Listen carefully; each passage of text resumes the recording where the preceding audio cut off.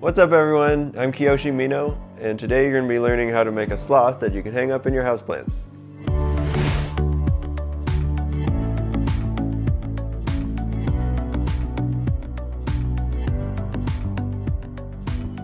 So today's video has been divided into 4 parts.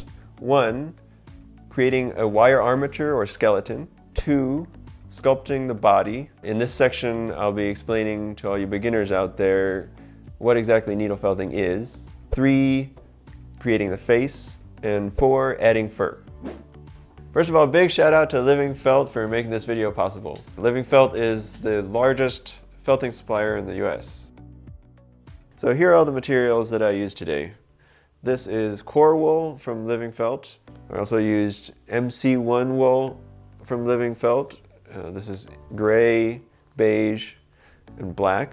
You also need merino wool in yellow, white, beige, light brown, and dark brown.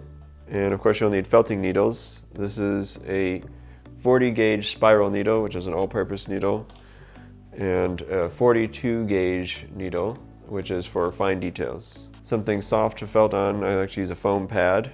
And these are available at Living Felt, and they're great because they're made from natural materials. 24 gauge wire, sewing scissors, wire cutters, either measuring tape or ruler's fine, craft glue, and a permanent marker.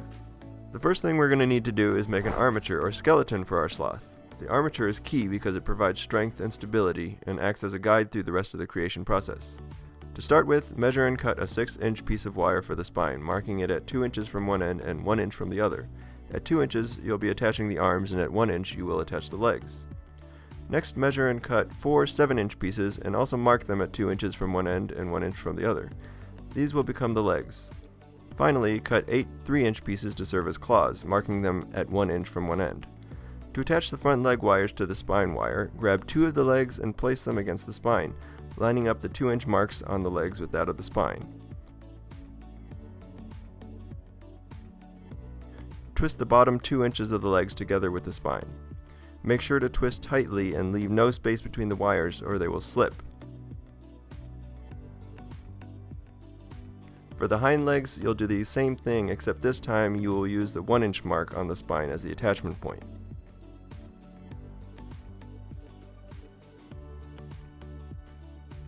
Next up is the claws. Attach 2 of the 3-inch wires to one of the legs by lining up the 1-inch mark on the leg with the 1-inch mark on the claws, and twisting just as you did with the spine and legs. Twist the wires together like you did with the legs.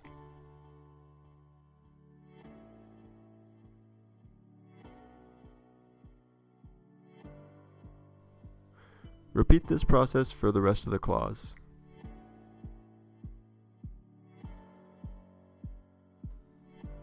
Your completed armature should look something like this. Now that we have the armature done, we can start adding wool. Start by adding a little glue to the first couple inches of the spine. Take a small clump of core wool and start wrapping it around the glued section. Wrap it as tightly as possible. Once you've covered up all the glue, grab your coarse wool felting needle. I prefer the 40 gauge spiral needle from Living Felt for its versatility, but any 38 gauge or below needle will also work well for coarse wool. Now we're just going to poke all along the strip of wool you just added to secure it tightly to the wire. For those of you who've never done any needle felting before, felting needles work by catching wool fibers and pulling them inward, so the more you poke a clump of wool, the smaller and denser it becomes. Now add glue to the next couple inches of the spine wire. Grab another small clump of wool, and this time, using your needle, attach one end to the wool that's already there, then wrap just like before. Repeat this process until you've covered the spine and all 4 legs. Leave the claws alone for now. Next, we're just going to continue with the second layer of wool. As before, start by attaching one end of a clump of wool to one end of your sloth, and wrap the rest around tightly. Use your needle to secure it, and make sure to keep poking until the wool feels firm. We are using coarse wool for the inner layers, by the way, because it felts quicker and more firmly than fine wools. Repeat this step until the body is about 1 inch thick and the limbs about 1/4 inch. At this point, we are going to add wool to specific areas that need to be expanded and shaped. The chest needs to be wider and flatter, so start by adding some wool to either side of the body below the arms. Use your needle to attach it and felt it until it is firm. Keep adding to both sides and felting until your sloth's torso is 1.5 to 2 inches wide. We also want to give our sloth a cute little belly, so add some wool to that area as well. For now, we are just going to add one last layer of wool to the body using our beige coarse wool. I used driftwood MC1 merino blend from Living Felt for this. The reason for this step is just so that we don't have white showing through when we add fur to the body. Leave the face white since it will end up mostly white anyway. Before we work on the claws, we first need to mix some wool into a new color.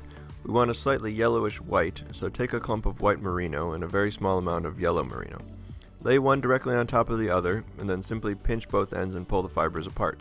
Put the clumps you have in each hand back together and repeat until the colors are evenly mixed. So next up is the claws. Add a bit of glue to one of the claw wires. Attach a very small amount of wool to the wool at the base of the claw using your fine wool needle.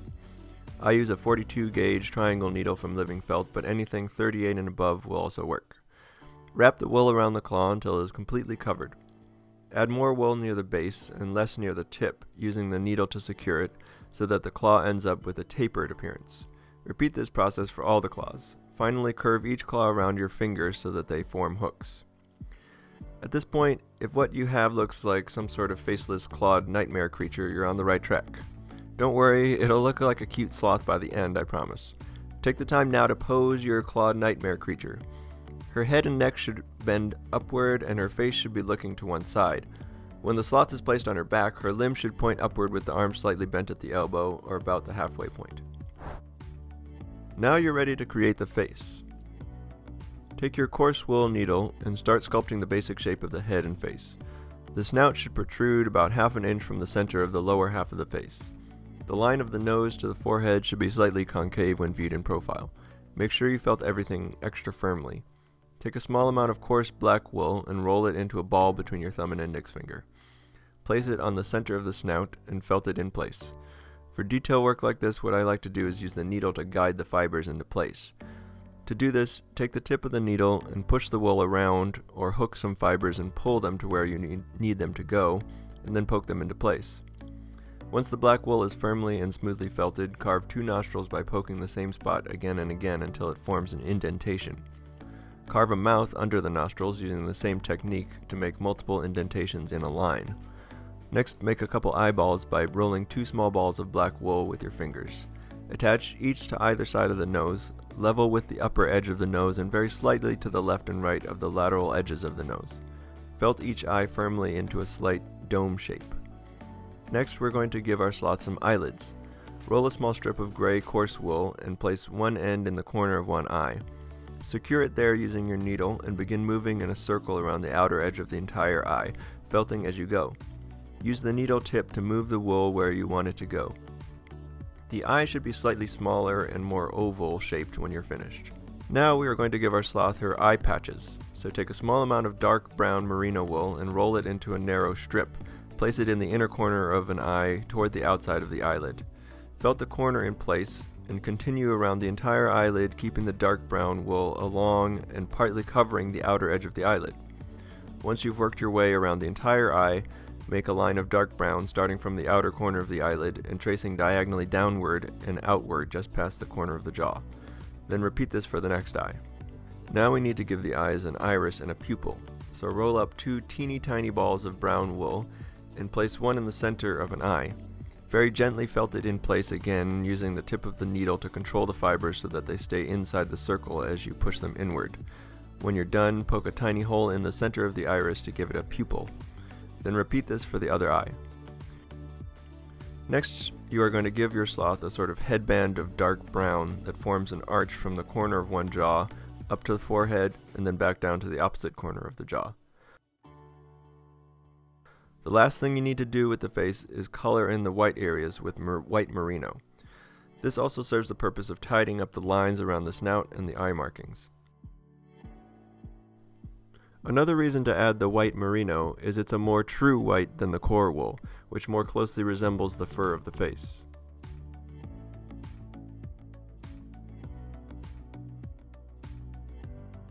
A small detail you can add at this point is a tiny amount of white at the upper corners of the snout and the bottom of the chin.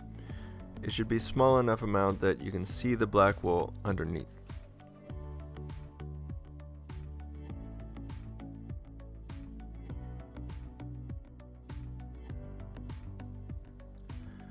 In this final section, I'm going to show you how to make realistic fur. Start by cutting a small amount of your white merino into a 1/2 inch clump. Take care to keep the fibers lined up with each other.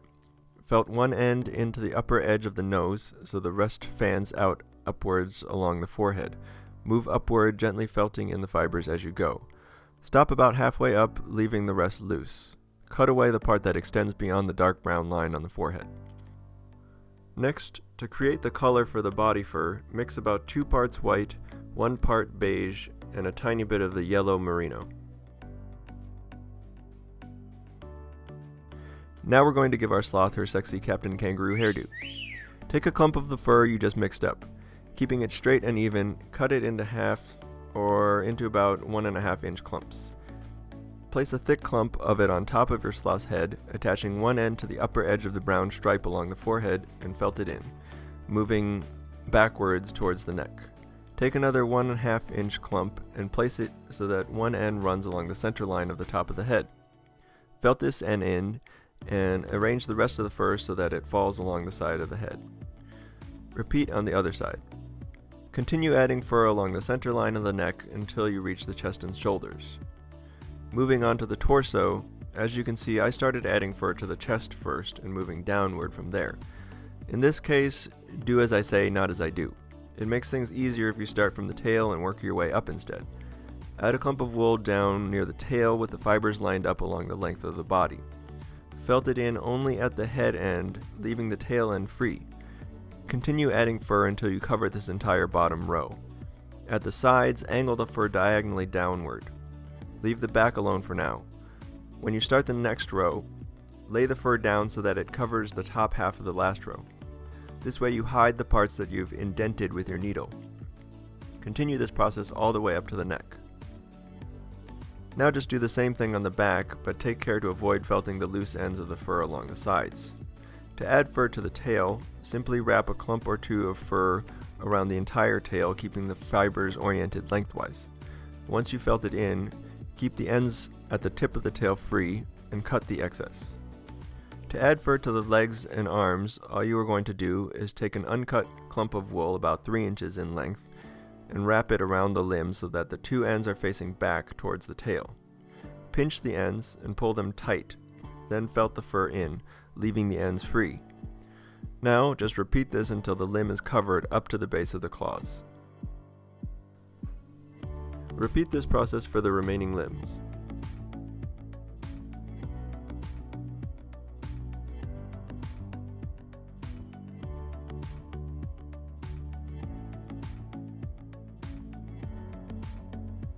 The last thing we need to do is add a couple of stripes to our sloth's back.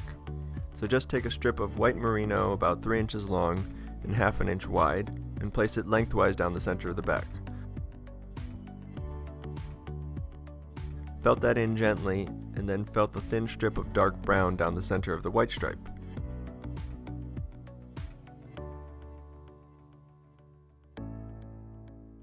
Before I decide I'm completely done with the piece, I look it over and fix any little detail that bothers me. In this case, I thought my sloth's snout was a little too short, so I just added more wool to lengthen it. And you're done. Thank you so much, everybody, for sitting through my first awkward attempt at a tutorial video. And for those of you who actually did everything that I said, congratulations on finishing your houseplant sloth. I'd like to thank Living Felt once again for sponsoring this video. If you like what you saw today, please like, comment, and subscribe. Also, please comment what you'd like to see next. I'm planning on making a lot more of these tutorial videos, so that would be a big help. Also, if you had any questions, please leave those in the comment section as well. Please check out my Instagram, Facebook, and blog. See you next time.